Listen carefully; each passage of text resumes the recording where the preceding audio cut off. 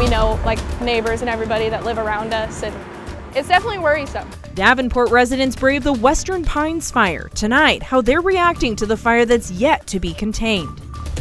Plus, a survey shows the homeless population in Spokane County is down for the second year in a row. We'll tell you what questions still remain unanswered. We're under a KREM 2 weather impact alert for critical fire danger across the inland northwest through tonight.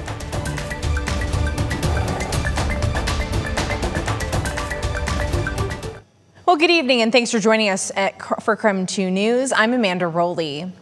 Well, we started off tonight with a look at weather. High winds tonight mean we are still under a weather impact alert. Let's check in with our chief meteorologist, Jeremy Legoo, for more. Jeremy, what can you tell us? Amanda, wind stays gusty through the remainder of the evening. We're catching a couple of lulls in there, and that is a sign that the sun has gone down. But through tonight, we're looking at some of those strong wind gusts. And with all the fires burning around us, that is big concern. We did see another couple of fires spark up today. The biggest of that is the Green Acres fire all the way up in Omak. But our red flag warnings, high wind warnings, and wind advisories remain in effect for a little while longer here. We already clocked a 66-mile-per-hour wind gust in Omak today, 30 in Spokane and Coeur d'Alene, 35 up in Sandpoint, so it was even breezy in parts of North Idaho. Wind does stick with us overnight. Looking at gusts in the 20s overnight and staying strong through tomorrow. Wind gusts in the mid-20s tomorrow come out of the north, which does likely mean that we are going to start to see a little more wildfire smoke. A little bit earlier, we had some storms firing off in northeast Washington and North Idaho. Quite a bit of thunder and lightning out of those, and that's thanks to all of that heat we saw throughout the day. Those will move out overnight and not bring any major concern, but they're a sign of dropping temps. 77 for a high tomorrow, 85 on Wednesday, then back in the 90s come Thursday. Thank you, Jeremy. Tonight, fire crews northeast of Davenport are still trying to contain the Western Pines fire. It's grown to roughly 6,000 acres. KREM 2's Connor McAvoy tells us the fire's current status and how locals feel days after the fire sparked. I'm standing on a field here in Davenport where tent after tent is being set up for first responders as they tackle the Western Pines fire. High winds are in the forecast tonight as more than 400 first responders across multiple agencies tackle the near 6,000-acre Western Pines fire. 6th Street Cafe and Pizza, this is Allie. How can I help you? For Allie Slatoski, it's a fire that was too close for comfort. 10-ish miles back behind our house, so it's a little scary, and you know, having dad out there is not always the funnest. Her dad is a volunteer firefighter in Davenport who responded on Wednesday. We know like neighbors and everybody that live around us, and it's definitely worrisome. Level 3 Go Now evacuations are still in place for people living in Green Canyon, Mill Canyon, Harker Canyon, and Favre Road or Angel Spring Road. Crews first responded to the fire Wednesday afternoon. Crews are still working to contain the fire. They say the area where it started isn't ideal. With the steep terrain and just the heat and the weather conditions, the topography has really made this challenging for our firefighters to be able to get in. Connor Nicola with the Department of Natural Resources says the fire's location is making it challenging for first responders to communicate. The first few days was just being able to set up our own repeaters for radios to be able to get communication out and making sure everybody is safe and on the same page. Nicholas says he's optimistic the fire will be contained sooner rather than later. Here's your pizza. All the while, folks like Slatoski are relieved her family in the community of Davenport are standing strong as the fire continues to burn. They're doing what they can with the resources that they have, and everybody's putting their all into it. In Davenport, Connor McAvoy, KREM 2 News. And just a few hours ago, the Green Acres fire broke out in the area of Green Acres Road in Riverside, Washington. Level 3 Go Now evacuations are in place near the Omak Airport. Level 3 evacuations are in effect in that area of 202 Green Acres Road, and Level 2 evacuations are in effect for Omak Flats. The Okanagan County Sheriff's Office says the winds knocked down trees and power lines. Phone lines are also impacted.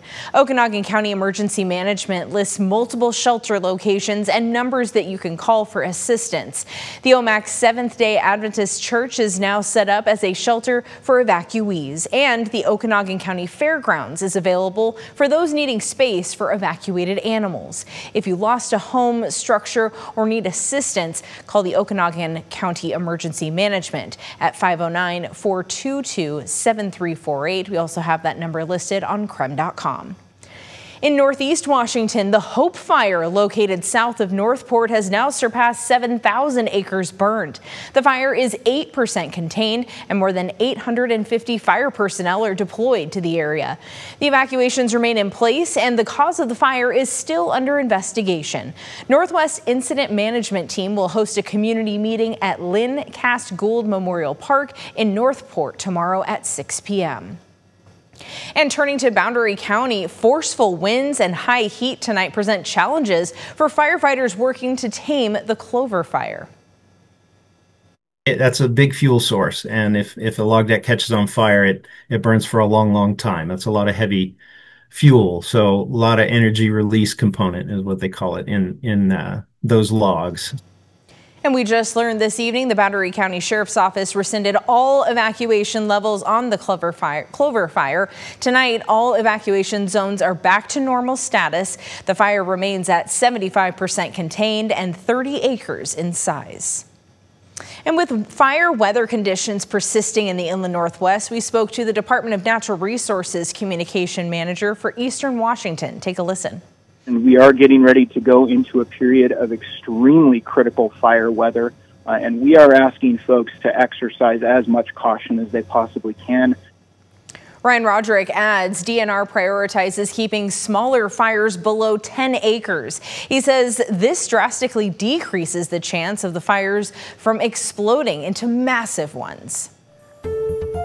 Time now for your Night Beat with a quick look at today's top stories. Concerns are rising in Congress over the future of college sports. New legislation could change the way athletics are funded. The SCORE Act is set to be reviewed tomorrow, aiming to restructure college sports funding.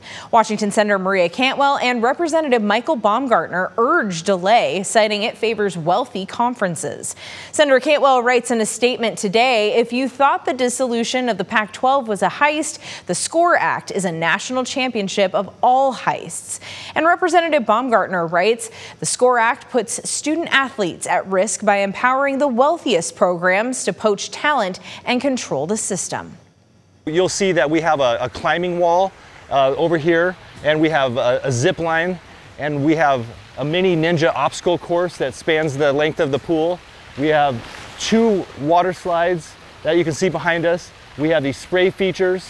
We're actually in the process of adding a new playground feature over there.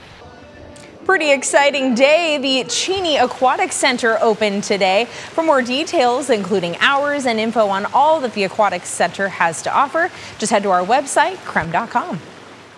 And that's it for your Night Beat. For more on any of these stories, just head to our website, KREM.com. Well, President Trump has ramped up his efforts to bring an end to Russia's war with Ukraine. He announced a new deal where the U.S. will work with European allies to provide Ukraine with weapons. The president is also threatening Russia with severe tariffs if it does not reach a peace agreement soon. CBS News' Erica Brown has more. During a meeting with NATO's Secretary General on Monday, President Trump announced a new deal with European allies to provide Ukraine with more weapons to protect itself against Russia. I think this is a chance at getting peace. The weapons will include Patriot missiles for Ukraine to defend itself against repeated Russian aerial bombardments. This is a very big deal we've made. This is billions of dollars worth of military equipment is going to be purchased from the United States, going to NATO, etc. And that's going to be quickly distributed to the battlefield. In a video address to Ukrainians Monday evening, Ukrainian President Volodymyr Zelensky thanked the U.S. and the European nations that are financing the weapons transfer. In addition to sending more weapons to Ukraine, the president is threatening Russia with severe tariffs if a peace deal to end the war is not reached within 50 days. And the White House is working with congressional leaders on a bill to increase sanctions against Russia. The bill, which has bipartisan support in both the House and the Senate, would impose sanctions on countries that purchase oil from Russia, including Brazil, China, and India, which could face a 500% tariff on goods imported to the U.S. Also Monday, the Supreme Court ruled that the Trump administration can resume its efforts to dismantle the Department of Education for now. The High Court's 6-3 decision clears the way for the administration's mass layoffs within the department. The White House is seeking to eliminate roughly a third of the Department of Education's workforce. Erica Brown, CBS News, the White House. All right, after the break, we take a look at a survey pointing to a decrease in Spokane's homeless population. And the Grand Canyon is on fire. We bring you the latest from the 2 fires raging in that area.